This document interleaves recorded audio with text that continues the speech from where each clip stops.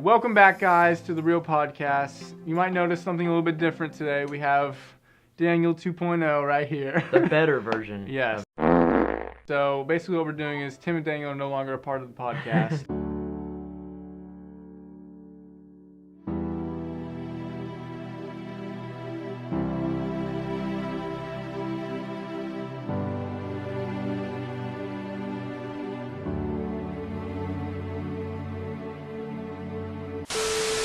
That's not happening, guys. This is actually a special, Daniel, what would you call this? Subscriber special. So the way we found him was we were going to Walmart to buy the movie so that we could watch it, and he was just in there, and he recognized us from our YouTube channel. Wow. He was like, hey, can I be in the video? We were like, yeah. We literally picked him up off the street. We're kidding. He goes to our school. We didn't meet him at Walmart. All right, so, first off, Connor describes what is going. All right, so what's going to happen is me and Matt are just going to talk about the movie. He really enjoyed it. I was kind of on the other end. You'll see what I'm talking about. And Daniel will feed us questions off camera. So. And I'm here.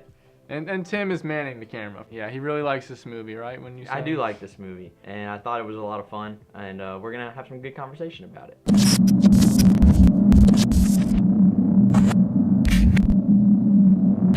So, this is actually the third time I've watched Blade Runner 2049. Started a little slow, I didn't really know how I felt about it during the first act, but once it kind of started to pick up and I started to figure out like what it was really about, I fell in love with it. Just the visuals, the camera work, everything from a technical aspect, also just the characters. I thought it was just so intriguing and invigorating, and I walked out just like absolutely mind blown. I had to watch it again, so I saw it a second time, and it holds up. I still like it this time. Probably a little less than the first two, just because it is a long movie, and I did feel the length a little more in the third time, but I still think it holds up as a really solid movie. This is an interesting movie for me because, one, I saw it yesterday, right? Wasn't it yesterday? Yeah. No, it was 2 days ago. Well, I saw it 2 days ago, so basically I don't really have a yet fully developed review of this, but I like a few parts of it. But there are, I feel like, a lot more parts that I didn't enjoy necessarily. Like, the cons outweigh the pros, I would say. But I didn't think it was a bad movie. So question one, what do you think of the story structure? You know, when I first saw it, like, I saw the trailer, and, you know, I hadn't seen the first Blade Runner in, like, a decade, and so I was, like, I barely remembered it. Like, I kind of did, like, a little sum up of, like, what happened in the first one, just to jog my memory. And so, and the trailers were really vague. Like, they didn't really say much, and so I really had no idea what this movie was about. I mean, I knew it had Ryan Gosling.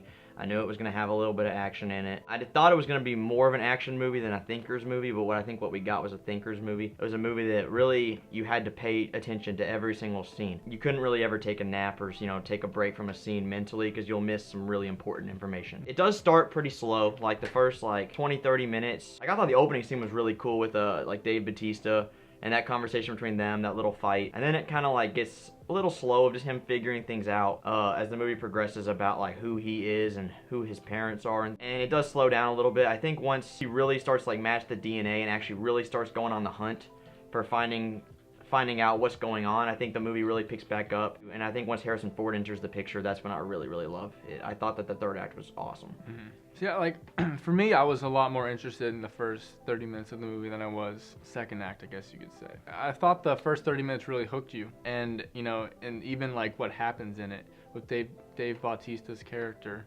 like, you know, you're kind of like, it gives you mystery, but it also answers, like, it gives you mystery, but it gives you part of the world at the same time, if you know what I mean. It made me want to watch the movie more, but where I think it stopped doing that was towards the middle of the movie. I think it's too slow.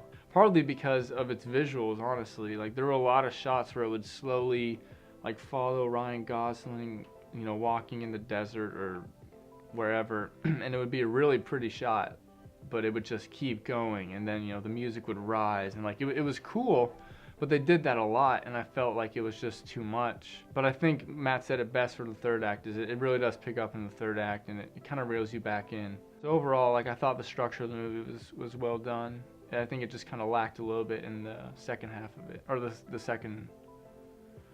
Second act? Yeah, second act. Do you think the movie was too long? How do you feel about the runtime?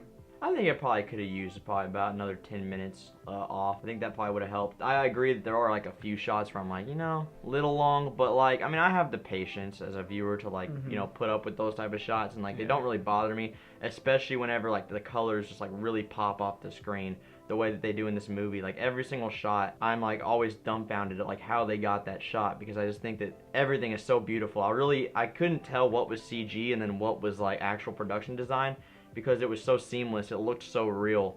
And so I thought that the movie was absolutely beautiful. And so even on those lingering shots, I still found myself intrigued at just the craft that was shown. But I do agree though that sometimes I think that there's a little bit too much walking and just kind of like contemplating, and maybe a little bit more should have happened.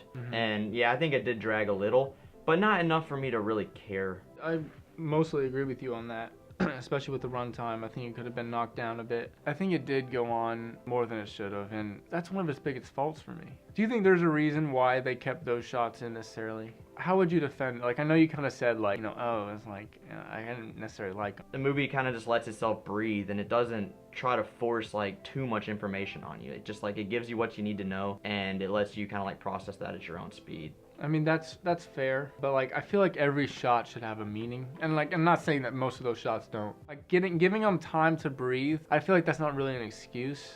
Blade Runner 2049 won Oscars in both cinematography and visual effects. It was also nominated for sound editing, sound mixing, and production designs. Do you guys think it deserved more, and if so, what in? Possibly production design. I think Shape of Water won production design. Just the way they kind of like made that laboratory look, and just kind of the whole like the color grading and stuff with that movie was also really good.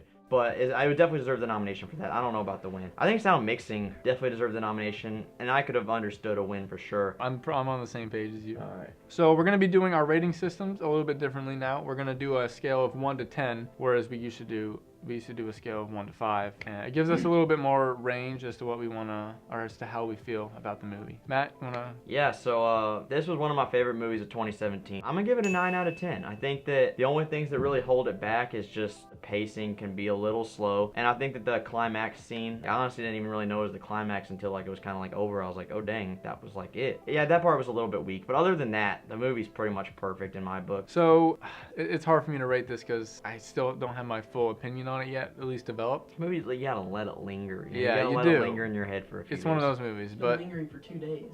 yeah, It's but not like, enough. it isn't enough. Yeah, it just isn't. But I'd probably give it a 6 out of 10 for now. Yeah, he Don't doesn't. trust Connor. You know, I'm not saying it's a bad movie. Don't It trust It Connor. wasn't for me. Where do you think it ranks with Arrival and Prisoners? Do you Oh. think it's the weakest of the three? Oh, I think it's a weird. Does this like lower your expectations of Denis Villeneuve? No. It doesn't take one movie for me to change my opinion of a director. I've liked his work previously, and I realized that this is technically like a good movie. It just wasn't for me. But I mean, there were parts that I enjoyed. So overall, I would just give it a 6 out of 10 for now.